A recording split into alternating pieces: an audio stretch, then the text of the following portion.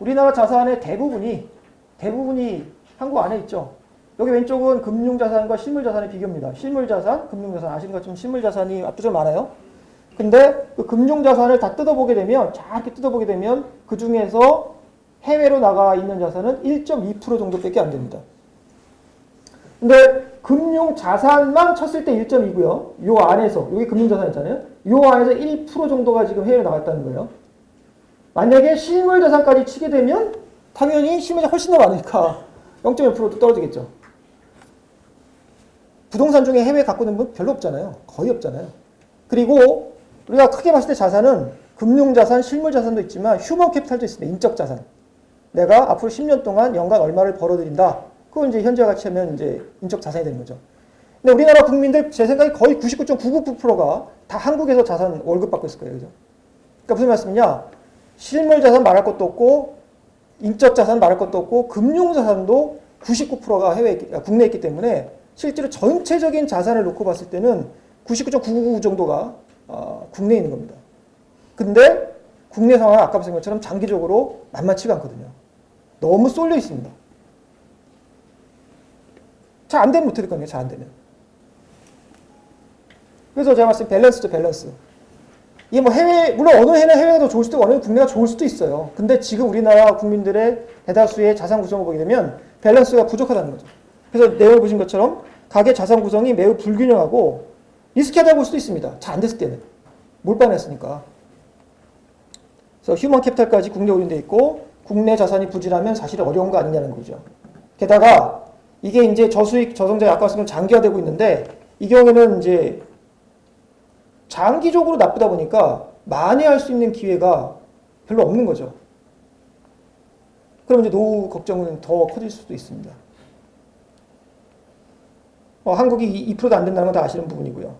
그래서 밸런스를 위해서 어셋을 상당 부분 시프트를 해야 된다.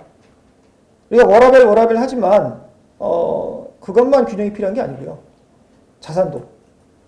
그래서 국내는 얼마, 해외는 얼마, 포트폴리오를 잘 짜야 되고 그것도 뭐 실물도 그냥 금융이나 이것도 물론 따져봐야겠습니다만 그리고 주식 자산이 좋냐, 확정형 금리 상품이 좋냐. 금리가 너무 낮아서 고민이긴 하죠. 그 다음에 더 내려가면 이따 오후에 또 말씀 계속 나눌 것 같긴 합니다만 DM이 좋냐, EM이 좋냐 뭐 이런 얘기도 할 수 있습니다. 이분이 사실 제가 가장 강조드리는 바였고요. 어떻게 할 거냐? 이거는 사실 케이스 바이 케이스입니다. 정답은 없고요. 왜냐하면은 투자자마다 성향, 얼마나 리스크를 떠안을 수 있는지, 그죠? 그 다음에 제약 조건, 돈을 언제 써야 되는데, 뭐 이런 거.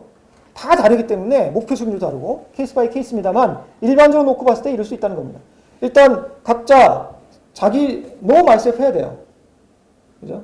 내 들고 있는 자산이 전체적으로 어떻게 되어 있는지, 내가 어느 정도를 감당할 수 있는지, 그리고 나서 얼마만큼 어디에 분배할 거냐, 이런 것들을 이제 생각을 해야 되는 거죠. 그리고 앞서 말한 것처럼 어느 지역에, 어느 자산에, 그리고 수단을 알주식으로 할 거냐, 펀드로 할 거냐, 요새 유행하는 ETF로 할 거냐, 섞을 거냐, 그런 것도 잘 생각을 합니다. 그 다음에 직접 할 거냐, 아니면 전문가에게 이름을 맡길 거냐, 아니면 그냥 자문만 받아서 자기가 할 거냐. 그리고 그 전문가는 누구냐, 이런 것도 잘 봐야 되겠죠. 왜냐하면 누구한테 맡기냐에 따라 성과가 많이 다르니까요. 이거는 글로벌 경기를 그냥 딱 직관적으로 보여드리는 그림입니다. 선행지수라고 해서 경기 앞으로 어떻게 움직일지를 미리 조금 앞서서 보여준다고 하는데 보시면 이제 중국 같은 경우는 지금 바닥을 치고 좀 올라오고 있습니다. 반면에 이제 나머지 OECD 국가들 같은 경우는 아직까지는 조금 빠지고 있고요. 그 다음에 OECD에다가 6개 나라를 더한 거, 브릭스하고 인도네시아, 남아공 같이 좀 제법 덩치가 큰 애들을 더한 게 파란색인데 파란색도 지금 약간 바닥 조짐을 만들고 있어요.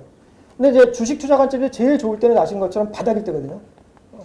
그렇게 본다면은 이것도 좀 시사하는 바가 있을 것 같습니다. 물론 이제 중국이 좋긴 한데 여기는 미중 간의 갈등 문제 좀 있어서 이따 나중에 말씀 잘 해주실 것 같아요.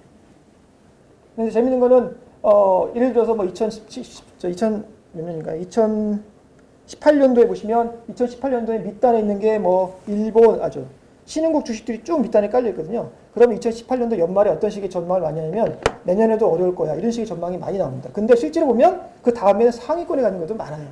그러니까 이 예측이라는 것이 사실은 만만치는 않습니다. 그래서 시장을 딱 집어서 예측해서 한다기보다는 전체적으로 골고루 밸런스 있게 분산 투자를 하되 어느 쪽이 상대적으로 조금 더 괜찮을 수 있겠느냐, 그쪽의 비중을 조금 더 늘리는 거. 이게 아마 제가 볼 때는 비교적 안정적으로 오래 끌고 갈 수 있는 그런 포트폴리오가 아닌가 싶습니다.